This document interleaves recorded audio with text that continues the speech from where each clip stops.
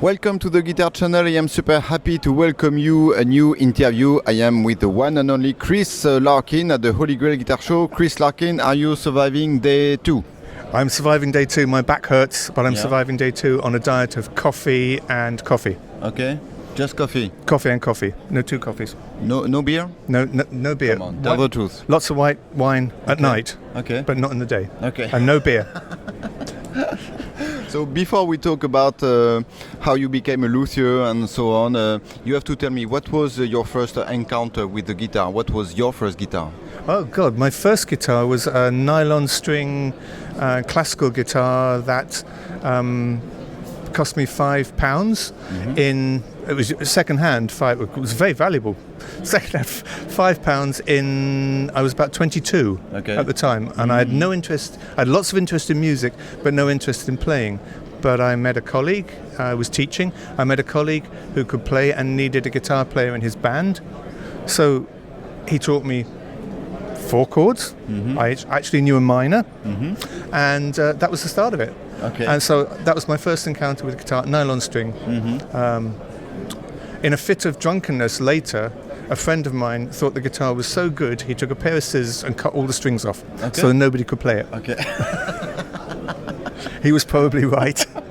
And at what point did you started to think that, yes, I want to become a guitar builder from now on? Okay, I was playing in rock bands, and I saved up for a long time. Instead of having a Japanese copy, I bought a 1965 Gibson SG Standard, and it was lovely for 3 months. Okay. And after 3 months, I started saying, and let's start from here. I'm a biochemist by trade, right? I have no woodworking experience, and it shows. And after 3 months, with this guitar, complaining away to my lovely wife, Sarah.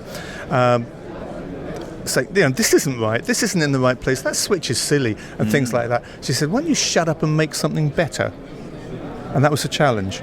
So I made my first guitar. It took me almost a year. It was a through neck guitar, kind of like the Yamaha SG 2000. Okay. Lovely guitar. Yamaha? Yeah, lovely guitar. That was the first one. And I played with it in a band for a year, and at the end of the year somebody came out from the audience and said, would you like to sell that guitar? So I did, because I could make another one, and I still had the SG. So then I made a Les Paul. There's a Gibson sort of feel about this. I made a Les Paul, and halfway through the Les Paul, an American visitor passing by looked in and saw that what I was making and said, I'll buy that when it's finished. So that was sold. Okay. I was still working, and I was doing proper job at the time, and then I wanted a flying V. I'd always wanted a flying V, and so I wrote to Gibson, as you do, and said, could you possibly send me the plans? This is all true. Could you possibly send me the plans for the flying V? Because I'd like to make one. And I'm not going to copy them, I just want to make one. And they wrote me back a very nice letter saying, so sorry, we don't give out plans for flying. Okay.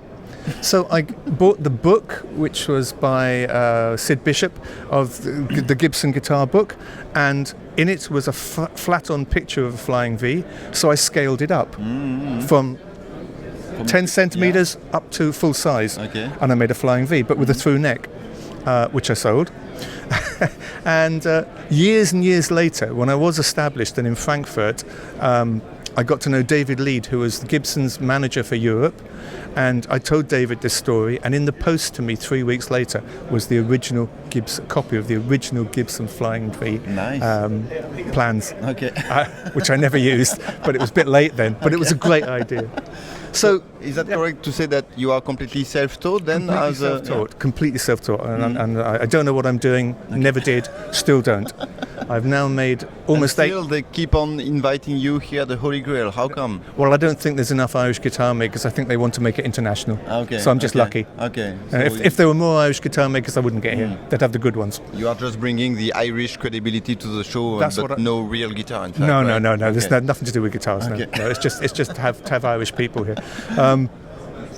So with making these guitars, few guitars at a time, I realised that I like making guitars more than anything else in the world. And I decided that in Ireland at the time there was a population of about 3 million, and nobody in Ireland could consider an Irish guitar to be good. It had to be a Fender or a Gibson or a Rickenbacker or a Martin, like everywhere. So there was no chance of me making a living doing this in Ireland. So I needed to get out and be seen, get my name known outside of Ireland. I did a few small guitar shows in London. There was a thing called the Barbican Guitar Weekends, which were really good. So you get a small table, like here, and a few luthiers only invited. There were no factories, and I did one of those or three of those, and got a few orders, and that was brilliant. That kept me going. While doing one of those shows, I met... At that point, did you have a regular job, or did you switch? No, what I was doing at that point was making furniture. Okay. Making guitars, using the furniture making, which I didn't know anything about either. I taught myself. Making furniture, and then from that, making guitars whenever I could. At the last Barbican show that I did, I met an amp manufacturer from England called for Alligator Amps. Okay. It was a long time ago now, and he needed someone to demonstrate his amps at Frankfurt. So I took 3 guitars to Frankfurt. And the Music Messer, so I guess? Music Messer, yeah. And I did that for 2 or 3 years with John, who was the owner of the factory. And eventually, he probably won't see this, my guitars were getting more attention than his amps. And he chucked me off the stand. Okay. So then I did 13 years of Frankfurt on my own, and it was brilliant because my name was then known everywhere. You know, the way Frankfurt works, or any big trade show works, is there are so many failures of startup businesses that if you go to Frankfurt for 1 year, people will walk past your booth, and we're looking at dealers here really. They'll look at your stuff and say, that's nice, yeah, and walk on. The next year they don't even talk to you. No, they don't talk to you. The next year the young kids will come and look at it because it might be different, but dealers know. The next year they come back, oh, he's still here. There must be dead. There must be some. There must alive. Be. Well, sometimes there must be something happening here. So they will come and look at the stuff. And the third year, if you're still there, you'll get orders. You have to establish a credibility, and once you've done that, you have some hope. So I had a number of dealers in a number of European countries who were then stocking my stuff and selling it, and I didn't give anything away. It was always bought. They had to buy it, and so my stuff was being seen by players in lots of different countries and lots of different towns. The orders were coming back then through the dealers. As time went on, I was able to be more established as working directly to the customer, which is what I do now. Okay. And so my name was known, and it seemed to work out. Okay. And that's the way it is now. So I work direct to the customer, almost exclusively. Everything is made to order. Okay. There's almost never any stock. And do you think it is the same now that you have to be 3 years in a row in a show to make an impact? Because I interviewed a lot of young guitar builders and say, okay, now this year I am at the NAMM, I made it. But in fact, NAMM is just, or NAMM or Music Messer or another guitar show is just a tool, and it's not. It's not the end. I mean, it's just a mean to something. So is that the same, you think? Or I can't more say. difficult? We had. I remember a member of the EGB, the European Guitar Builders, and we had before this. They organised this show, which is the best show in the world for luthiers. Before this, we had 2 days of meetings and seminars and talking, and I was part of a discussion about it was very interesting. Making a living as a luthier, which fortunately we've managed to do just for 40 years. And it was interesting that the young guys coming up felt under so much pressure to how are they going to get established, and the route that I used I don't think is available anymore. I think that they're looking at programs like yours, and different podcast ways and lots of social media, and I don't know how well this works because I've no experience of it. So I think trade shows are very, very expensive to do. If you want to do Music Messer, when I did my last one in 1999, it was costing me £3,500 to have a decent stand, and that was a lot of money then. I did my first web page in 1999. More people saw it than would have seen my stuff at Frankfurt, and it cost me 7% of that. So it was a no-brainer not to do shows anymore. So why am I here? I'm here because the Holy Grail is such a special It's show. good because you are doing question and answer, so I just have to hold the mic and smile. That's good. Yeah, it's another problem I have. I have a big mouth. That's why I am holding the mic, you know. No, this is the premier luthier show in the world. It doesn't matter how famous or unfamous you are. If you get selected, you can't buy a stand here. You have to be selected. If you're selected to do this show, you come, because no matter how famous you are, you get the same size table as everybody else. Yeah. So it's equal. And there are no big dealers. There are no big firms here. There's no Fender or Gibson. This is all individual luthiers. You have no additional stand or booth on top of the table. Just a table and guitar. That's it. That's what you get. And so everybody, it's level playing field for everybody, and it's wonderful. And it's a chance for luthiers to get together and talk about guitars, which we like to do, to talk about strategy, which we like to do, to talk about wood supplies, which we like to do. All the things, it's better than any forum. You get a chance to face talk to your peers. It's wonderful. So if you get invited to this show, you come. And I did. Okay. And luckily for 2 years. Do you want to talk about your guitar or no? No. Okay, so I am going to talk about it then. So what's the guitar you are holding, Chris? It's one that I made a mistake. I put an extra neck on. I didn't realise.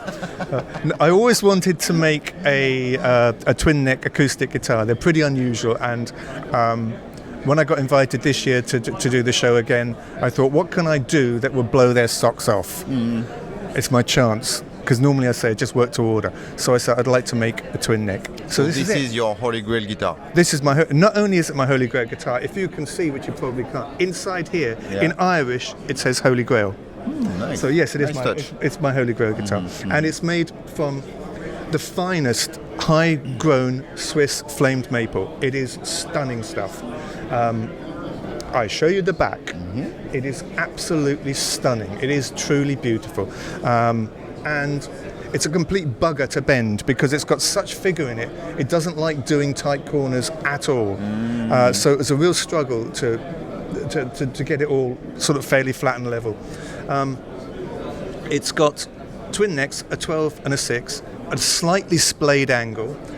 It's got a single sound hole, a double bridge, but they're fairly isolating as they are. You can actually play one neck or the other acoustically without there being any more than a little bit of harmonic resonance between them. And it has a Highlander pickup system in it, which I've modified to have one neck, other neck, both necks. Okay. And that totally isolates it, and it sounds... I'm sorry to say, I'm not being big-headed because I don't play, but there's a guy called Stefan, I can't remember his second name, who's a top German session player, and we met him last year. And we were just going up here to the lounge for coffee with another customer, and he saw me and he said, "Can I try the guitar?" He played the guitar on the floor. There was an audience of about 40 in seconds because he's a wonderful player. And I wanted to cry because I'd never been that side of the guitar and heard it play. And you make guitars, and making guitars is wonderful. It's a lovely job, best job in the world. You will never have a Maserati. You don't need a Maserati from doing this. But what you do is you put the wood together and you throw it together the best way that you can and hope that it's going to work. You don't realise how good or bad it is. It may look super until you hear someone who can really play, and they extract out of your piece of wood things you can't believe, that changes of emotion. And I was actually tearful. I had to walk away from him. There are lots of people I just couldn't take, because, and this happened to me 5 or 6 times in my life. I've heard someone playing my guitars to the extent that I just want to cry because I can't believe what it can do. And now you thought, okay, my job is done, or I did something. That's it. Yeah. I'm going to retire. Okay. This is my last interview. It's been a pleasure. Okay. Ooh, you heard it here first, right? Yes. So how long did you take to build this, and how much is it? Or do you want to sell it? No, absolutely. I do want to sell it very much. I made 3 guitars for this show over 8 weeks. Okay. That was only working 7 days a week and 6 nights a week. Okay. Only. Yeah. So it was a real rush. This one was finished last Friday. As probably most of the guitars here. Very probably. So it's not actually played in yet. Yeah, so that was real pressure to do that. And I don't really like working under that pressure. And I look at it now and I think there are things about it that could have been slightly different.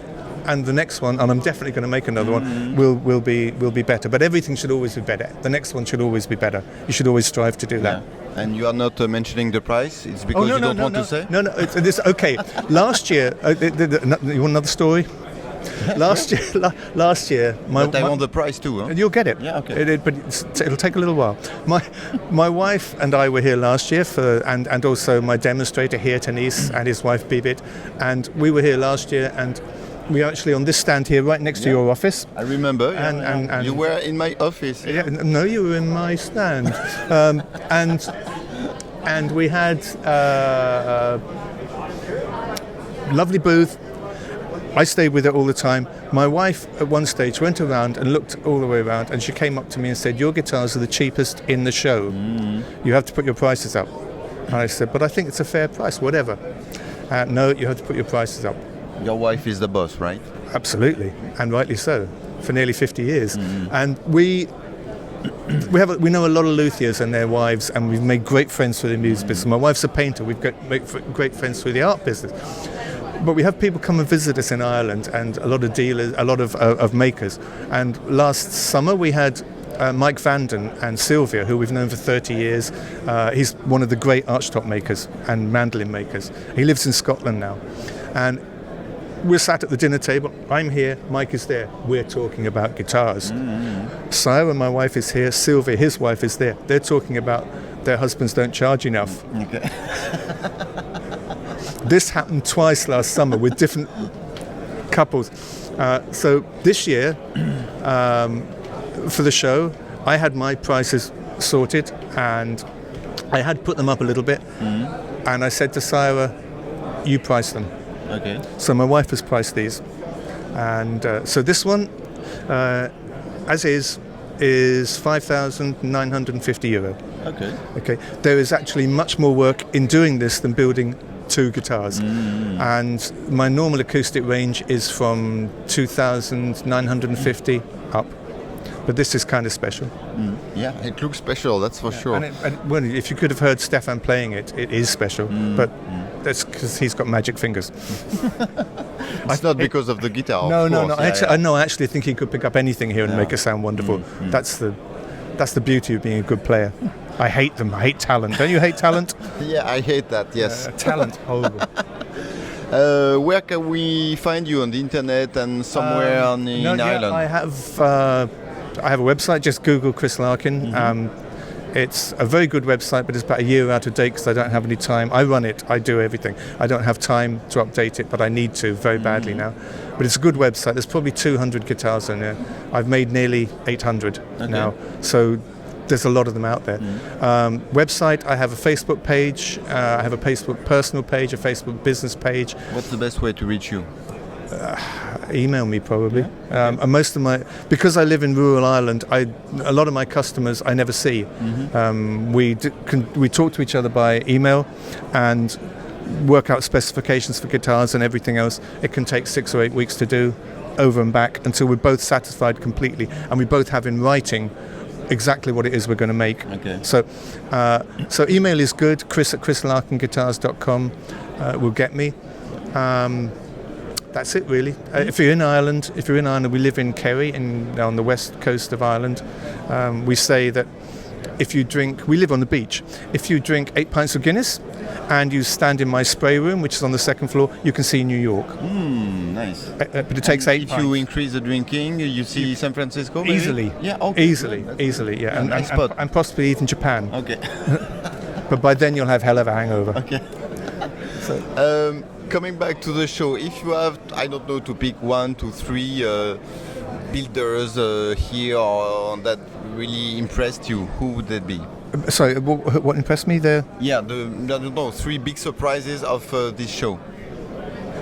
Or builders or guitars. Oh, this one is really out of nowhere. There's there's a Spanish guy down there, Joseph something, he's from Catalonia, who makes beautiful acoustic guitars and beautiful archtop guitars, and I think that's probably the nicest thing I've seen here. I look at that stuff and think, could I make that? Probably not. Okay. Other than that, there are a lot of weird and wonderful designs here that just don't work for me because I'm old school. There's a lot of great craftsmanship here, all over the place. But yeah, Joseph probably was the one who I like the most. All right, cool. Well, Chris, thanks a lot for being on the show, and thanks for letting me use your office this year again, right? It's been an absolute pleasure. It's been a delight, and finally I've made it in the business. I've been interviewed by... Yeah, sure. That's it. All right, thank you, Chris. Bye-bye. Bye.